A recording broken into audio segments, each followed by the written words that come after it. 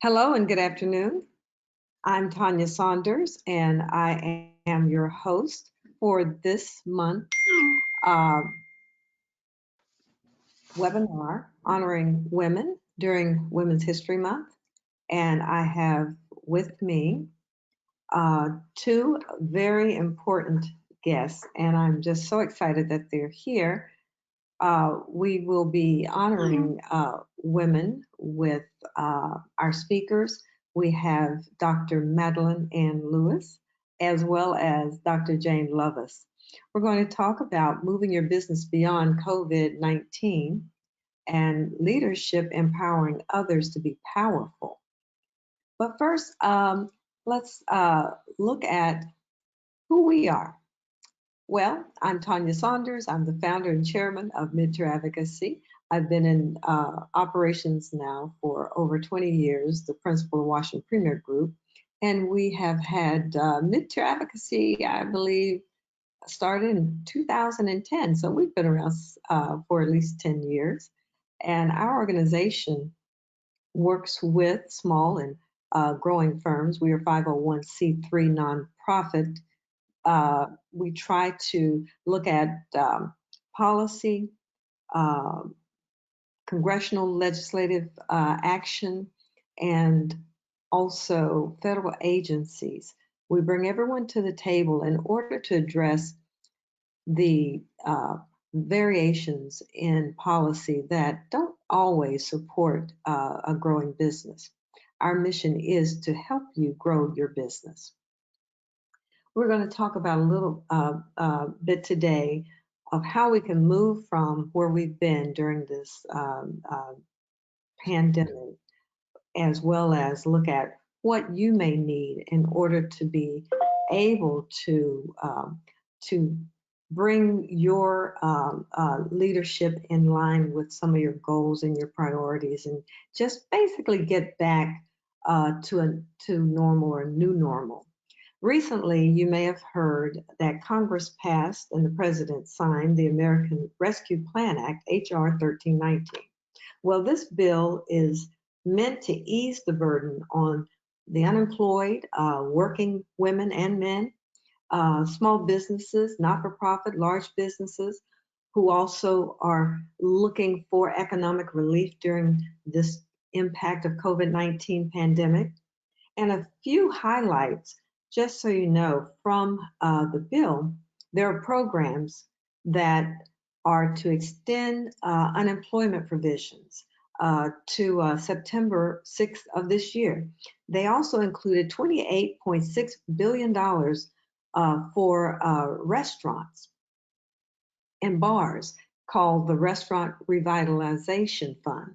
And then there's an additional $15 billion for targeted economic injury disaster loans, better known as EIDL loans, $1.25 billion for shuttered venue operators.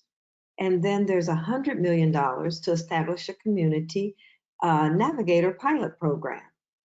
So one thing I know we're all anxious to access and to hear more about as well is the $7.25 billion for the PPP, or Personal Protection Program. Our speakers today are going to go over some things that they also feel are very important, which sort of underpins or underscores all of these things that I just outlined for you. So let's get started.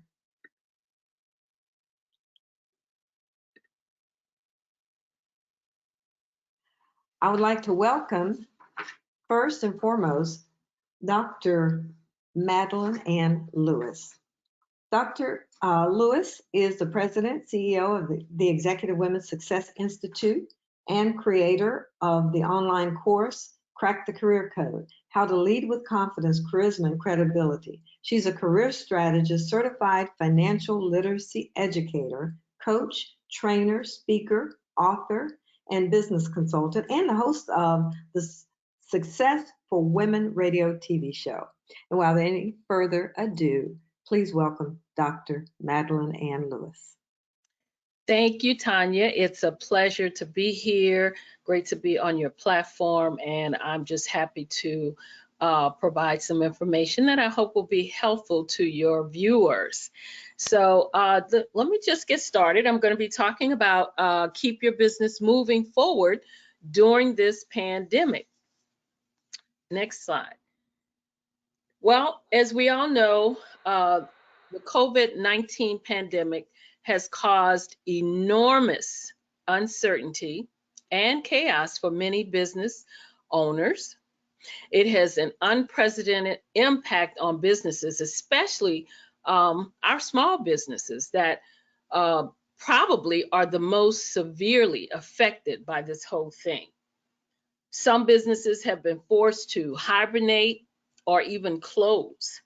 Many have lost customers, they've lost revenue, they've lost staff, and they're feeling the financial crunch from this entire outbreak.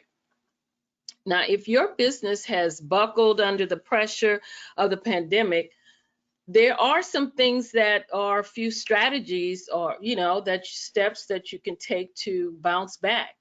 And I'm just going to talk about just a few practical tips to help you keep your business afloat.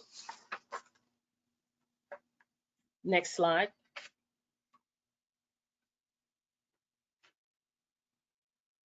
We can go to the next one.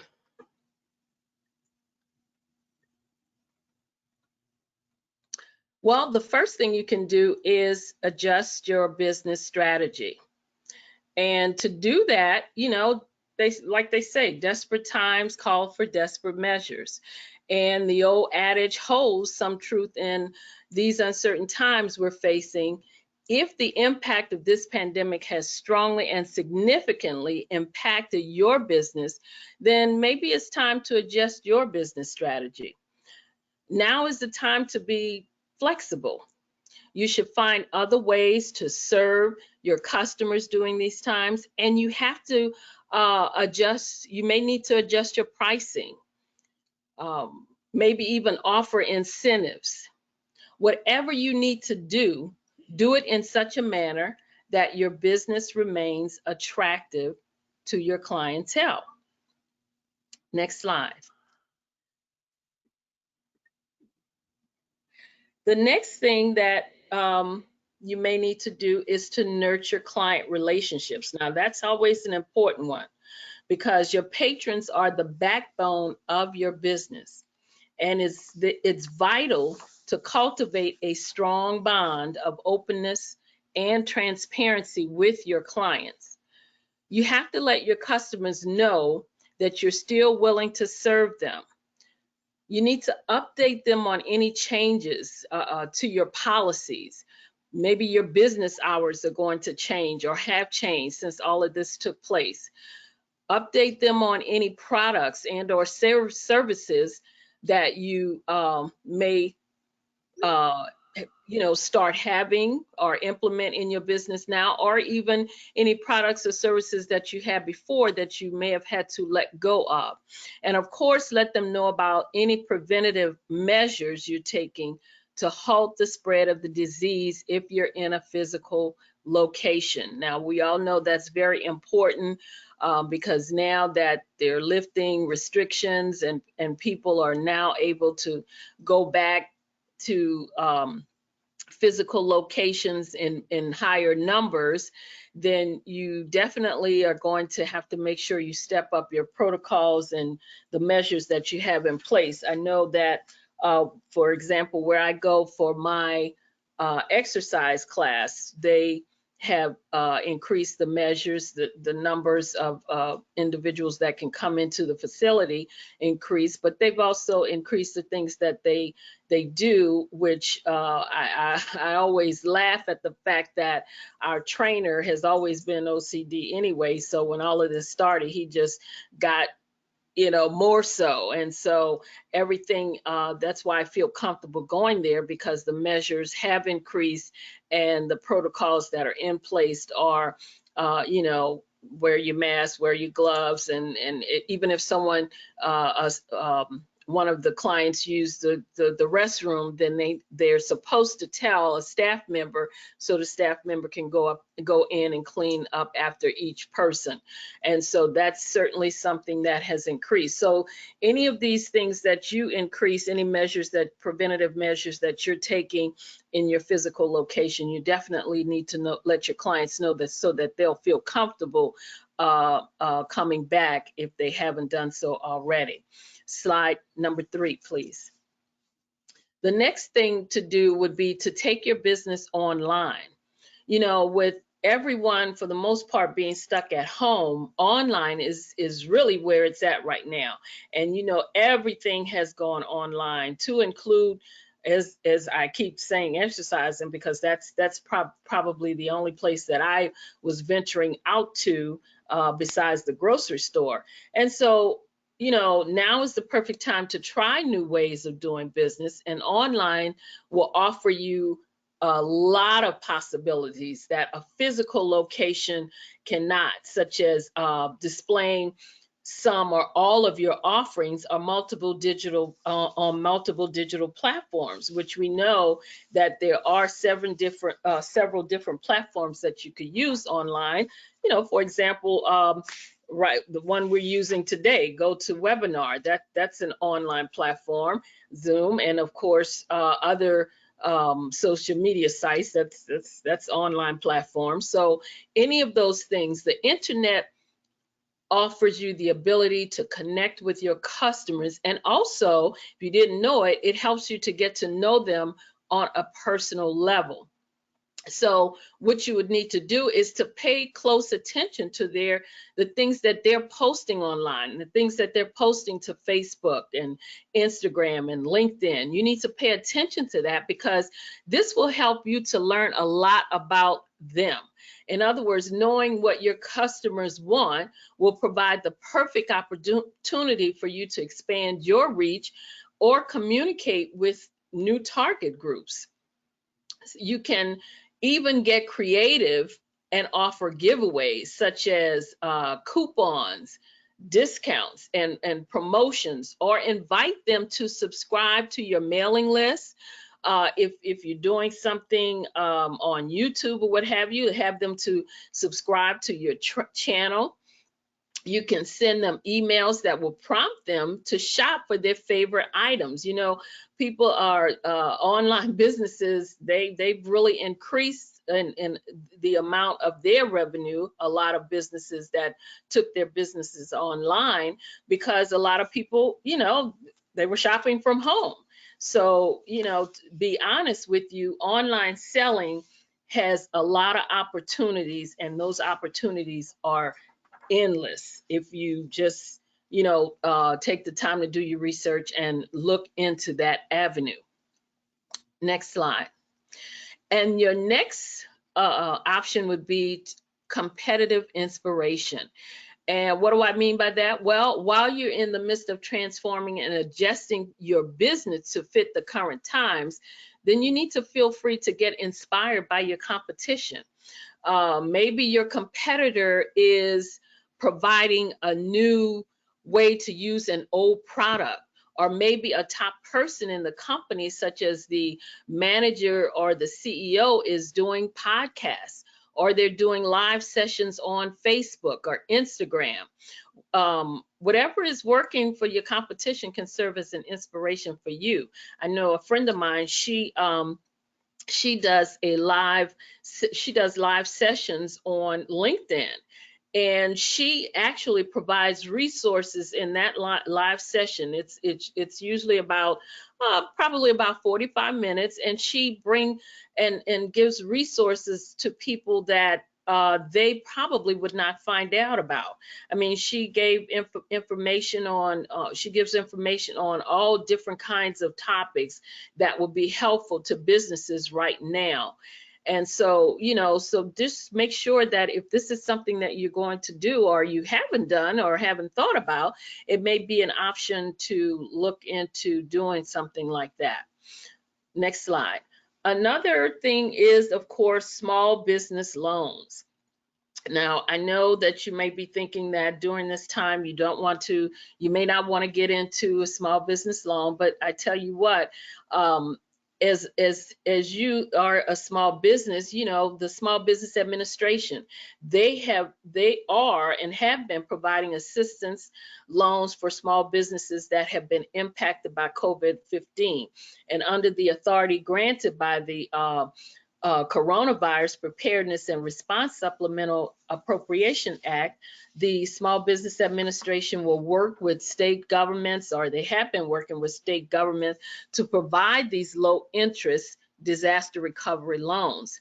They have been offering up to $2 million in assistance for small businesses to help overcome the temporary loss of any revenue that your business may be experiencing.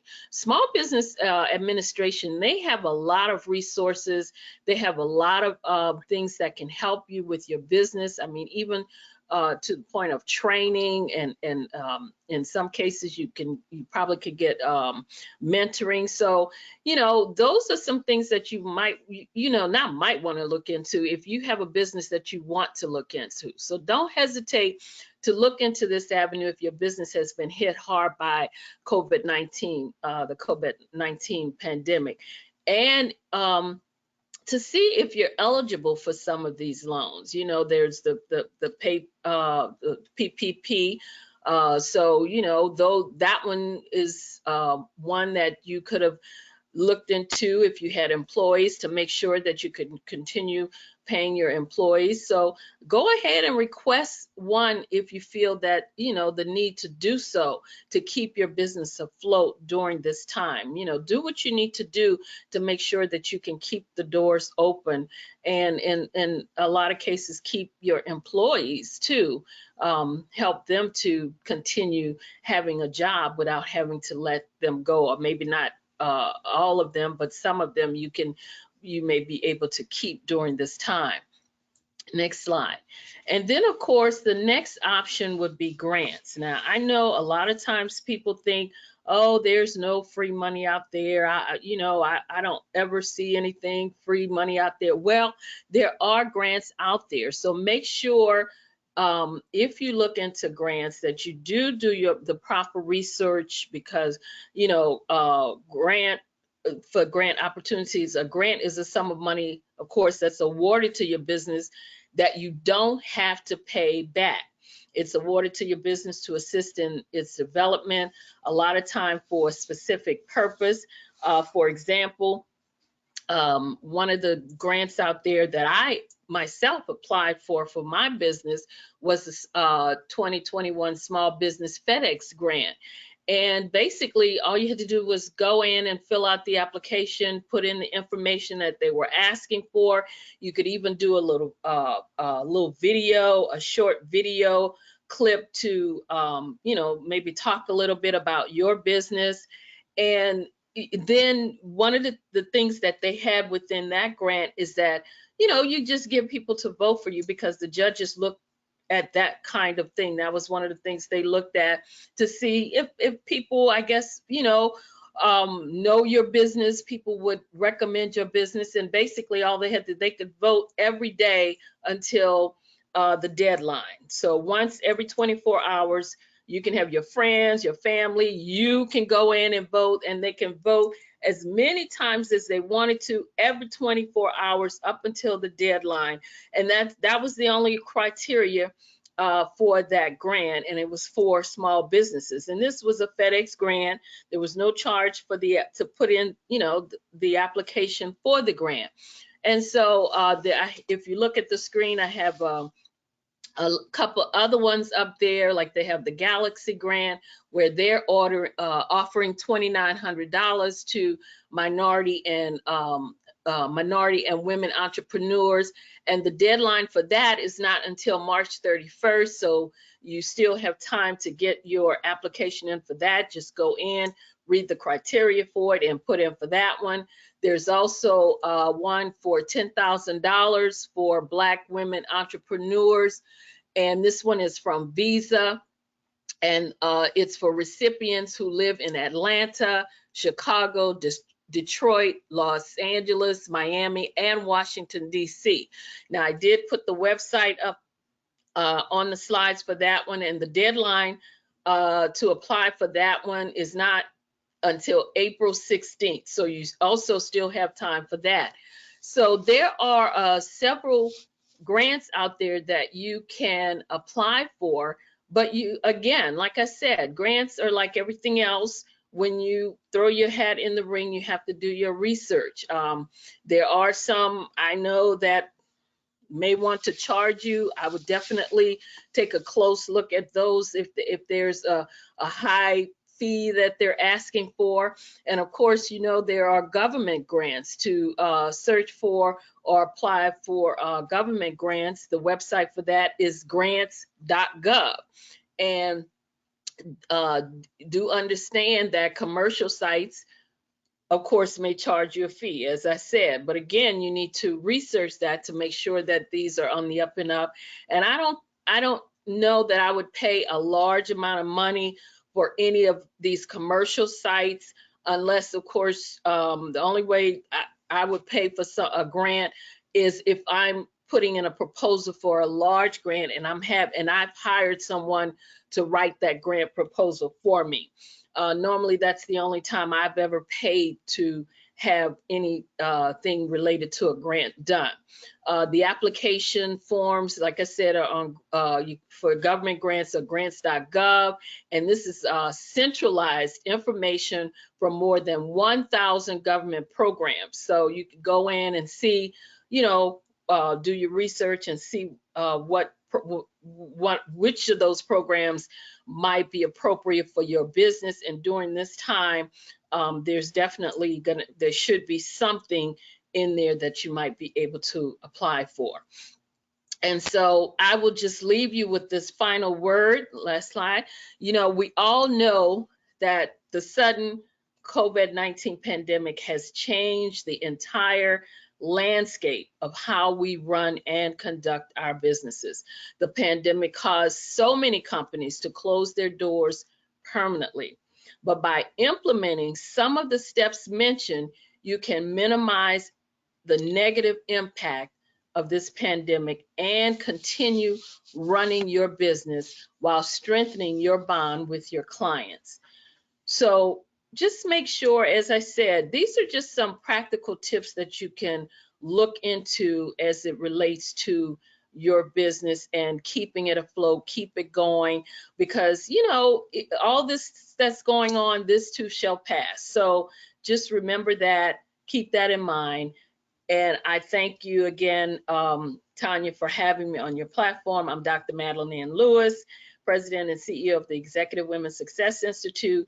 And if you'd like to reach out to me, if you have any questions whatsoever, as you can see on my contact slide, my email is there, my website is there, and also my phone number is on the contact slide. So feel free to reach out to me, and if I'll be glad to answer any questions that you might have. Thank you again. Thank you so much, Dr. Lewis. That was wonderful. And I have to share with our audience that I've known you for some time, and you are just a tremendous inspiration to me and other women that I know. And I'm just thankful for your presence here today.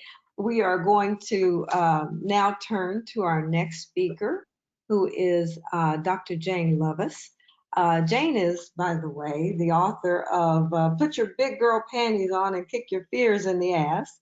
But more importantly, she's also a visionary thought leader, of course, an author and speaker, partners with CEOs, business owners, entrepreneurs, executives, and leaders.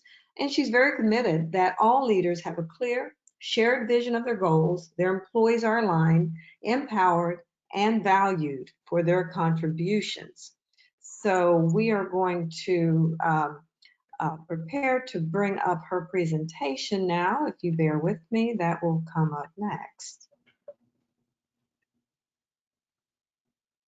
And now, without further ado, Dr. Jane Lovis, would you please welcome? Unmuted now. Okay. Thank you, Tanya. Thank you for that great introduction. And Madeline, it's perfect to be following you. You gave such great information on how to cause and keep your clients and your customers. And so now what I'm going to talk about is, can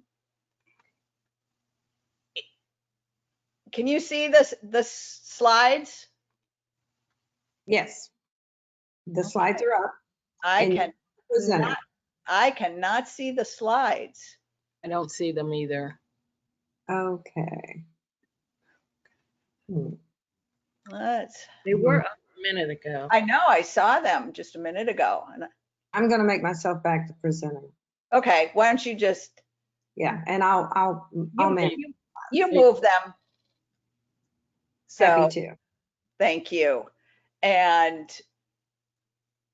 so as Tanya said, I am a speaker and I am just thrilled to be here sharing leadership, empowering others to be powerful with you, because I am committed that as a CEO, you have shared your vision and your employees are empowered.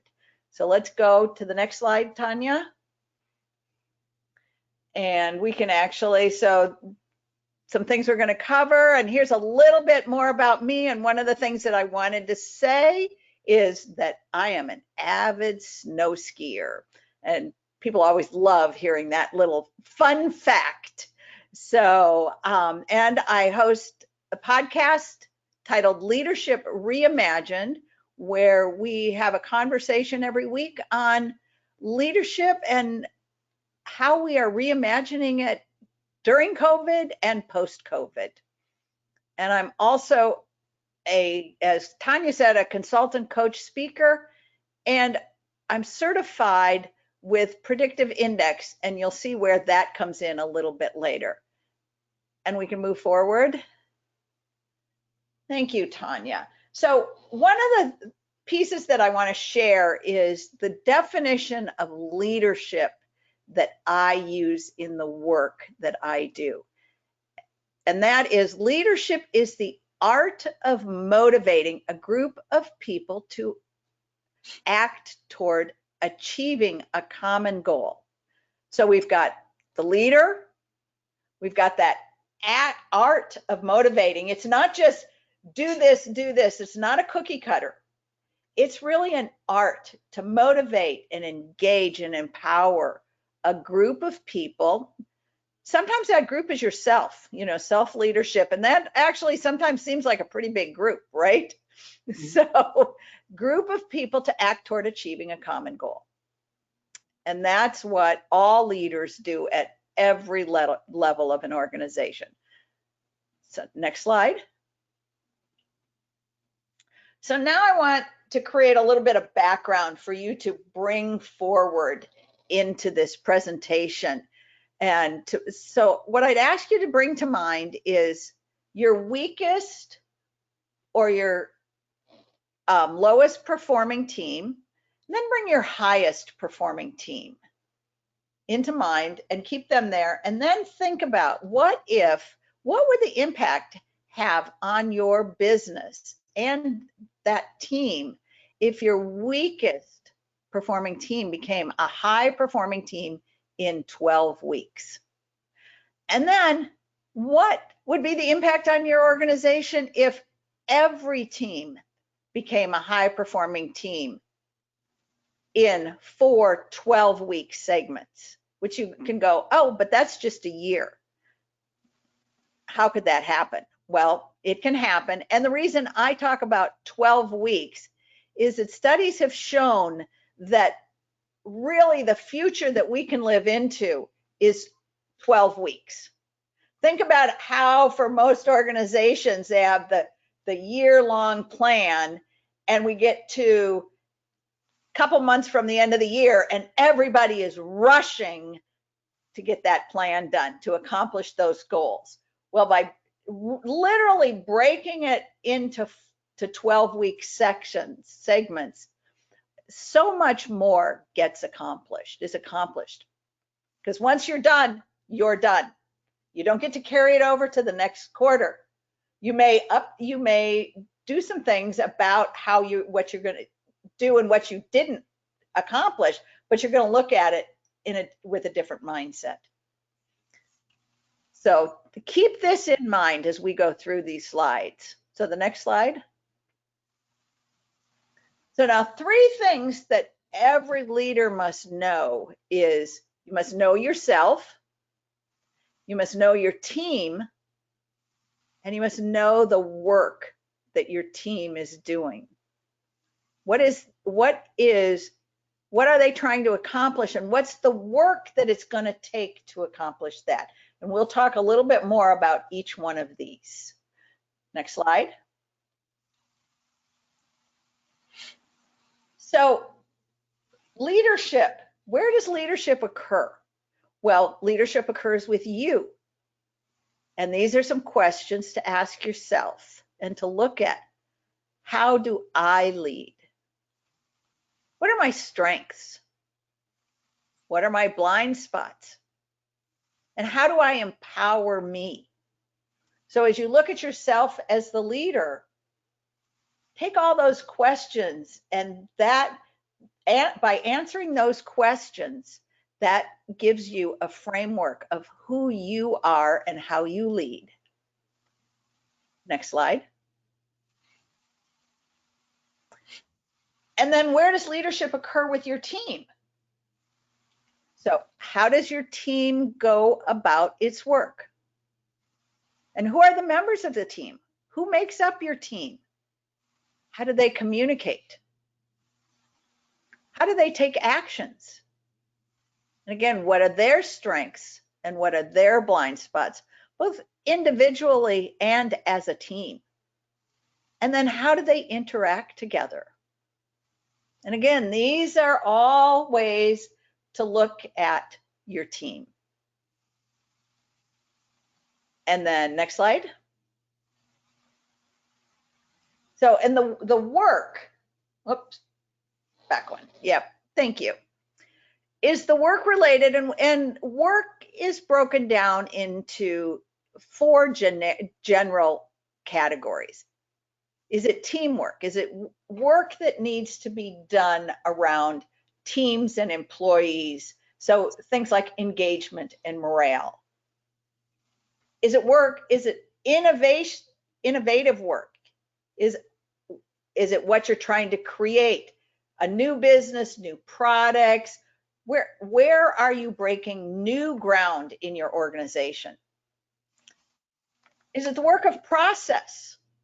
Is it systems and operations? You know, what work in a team is required for process and operations?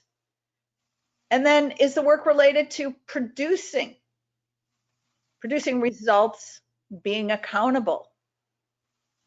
Or is it some combination of the above? You know, you can think of some teams as having, like, they're doing innovation, but maybe they need to start creating some processes. Oh, it's a producing team. You know, for most companies, a sales team is a producing team. You know, lots of results and accountability, and the team needs some process. So these all coalesce and pull together into what a team needs. Next slide. So a simple equation for this, for your leadership, is to look at you as the leader, plus others, the team members, and the work. And when you look at add all of those together, you get your results. So if you start at the back of the equation, your results, and your results are not what you want to accomplish, you start looking at you, others, and the work, and looking at what's missing, what's not working as well as you'd like it to.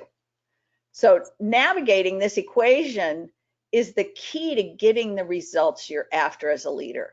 So it actually becomes fairly simple. The challenge is, how do you assess this? How do you really get clear about this without spending a long time looking at who everybody is and how does the team get together, and you take people through stages of team building. So let's go on to the next slide. So this is an assessment that we have, and I'm just going to take you through this at a high level so that you can begin to see how you can quickly assess your employees, your teams, and the work you're doing. So in this case, this is a team and the leader is in the purple, MW, and this is a predictive index assessment, and they give all their reference types a different name. So this leader up here in the circle is what's known as a captain. That person's reference type is a captain. And a captain is a problem solver who likes change and innovation while controlling the big picture. And you kind of, what it does is it marries the description and the name together, because you kind of, when you think of a captain, that's what you think of, somebody that's moving forward and controlling.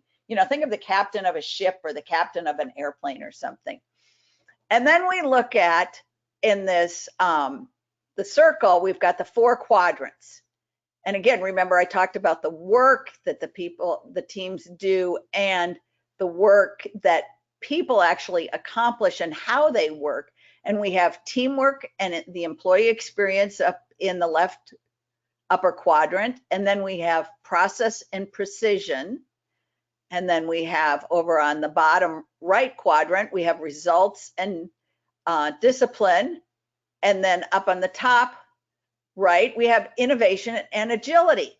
So by seeing this assessment with the 3 other members of the team on here, you can actually begin to look and make some judgments around the team.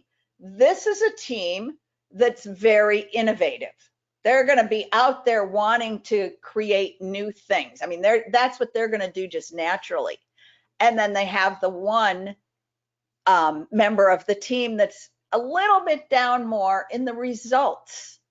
And one of the things that this brought up when I was talking with this team is this one person, down there on the right was always going, well, what about this? What about this? And the other 3 are going, yeah, but we got to do here. We got to go here. We got to create this. And once they were able to just see this, they were like, oh, that explains it.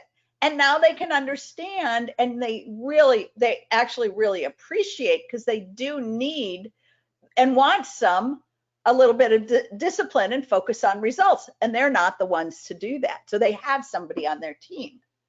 So now we've looked at, so this is how you begin to understand who you are, and your individual employees understand who they are. So let's go to the next slide. And now again, we've got this team here together. And again, there's actually a team type. And this particular one is called a pathfinding team. And again, it sort of makes sense, right? This is a team that's creating newly. And they're breaking paths. They're a pathfinding team. And we get to see what some of their strengths and their blind spots as a team are, because individuals have blind spots and strengths, but a team also has some strengths and blind spots. So let's go to the next slide. And now we look at understanding the work to be done. And this team, what we did was we looked at what is it that they're looking to accomplish? What are their strategies at a very high generic level? And then as we move forward, we would break those down. But what they're looking at high level is they're very focused on creating new ground and creating new products. And they know that they need some work on results because they're looking to get new clients as they build this company. You know, a company can't grow without clients. So that's what they're looking at. And their team, as we can see, their team is fairly well matched for that. And they're moving fairly fast in this arena because they're a team that matches their strategy. The challenge is, in this case, we're beginning to look about 6 months out. And as a company, they need some more processes because they don't want to keep reinventing the wheel. That every time they do something, we got to figure out how to do this. You know, one person does it, and then a couple months later, a second person is doing something similar, and they're just reinventing the wheel every time. So they want to begin developing some processes. Well, guess what? You look at that team and you go, there's really nobody on that team that's going to develop processes.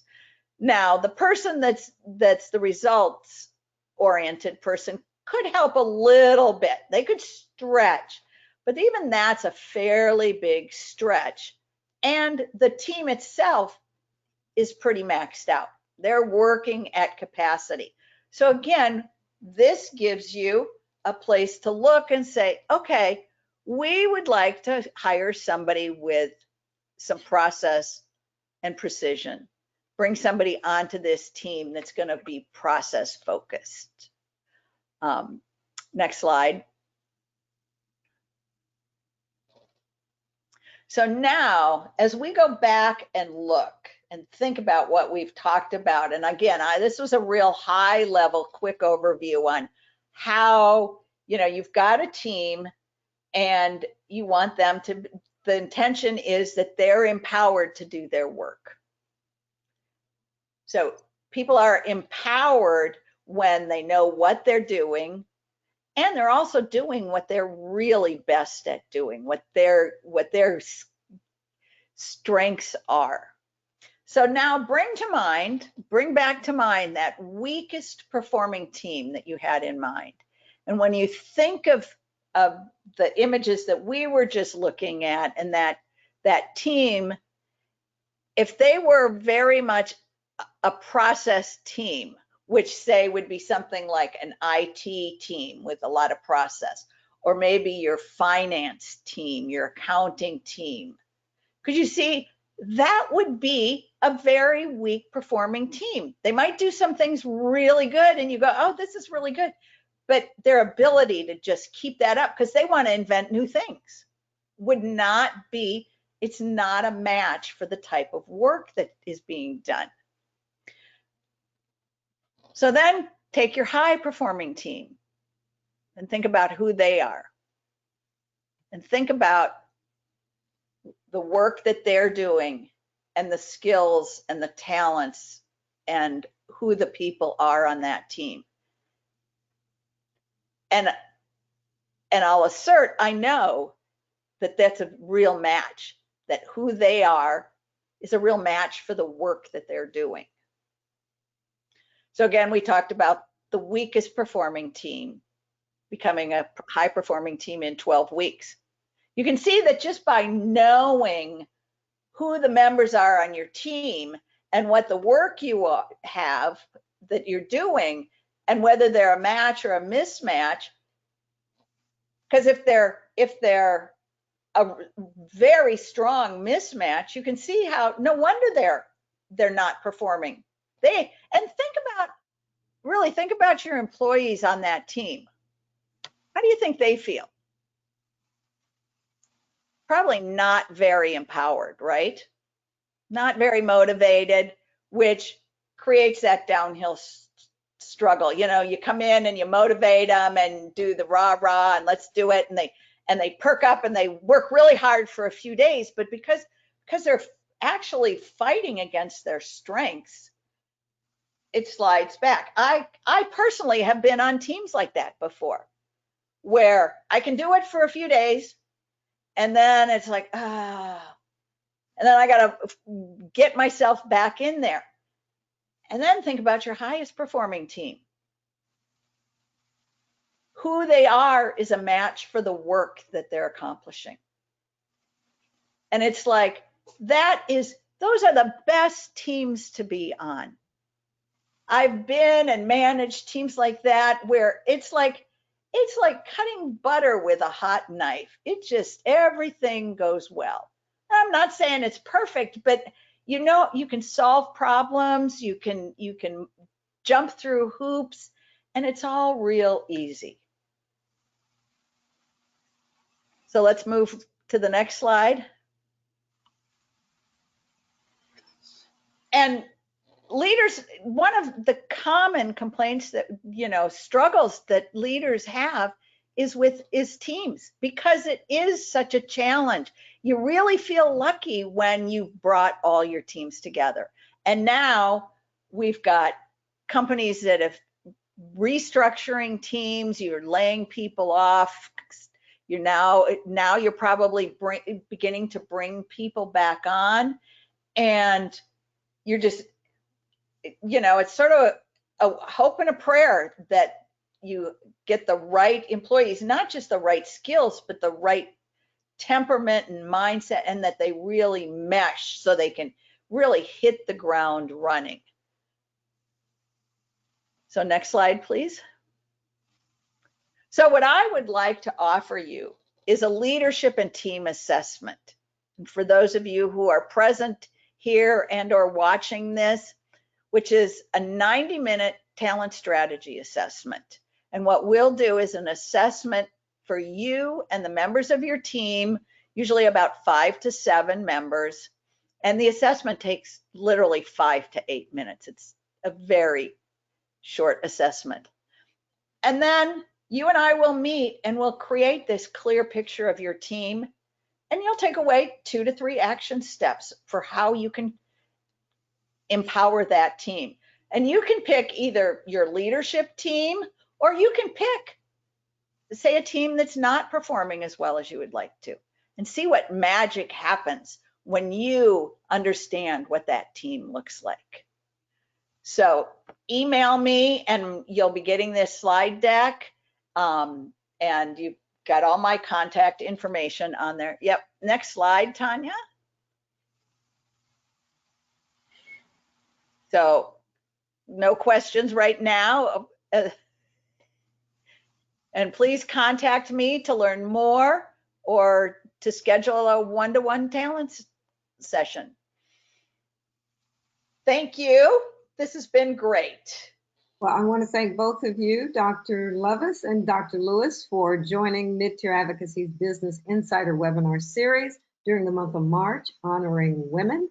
And as our audience has heard from 2 amazing women experts in their field, I encourage you to contact them, reach out to them, and also to consider becoming a more involved member of our organization, Mid-Tier Advocacy. Again, we're a 501c3 organization. You can find us on the web at www.midtier.org. And again, thank you. We will have another webinar starting on March 25th, where you will then learn how to partner with HBCUs. Thank you, everyone. Have a great day. Bye-bye. Bye-bye. Bye.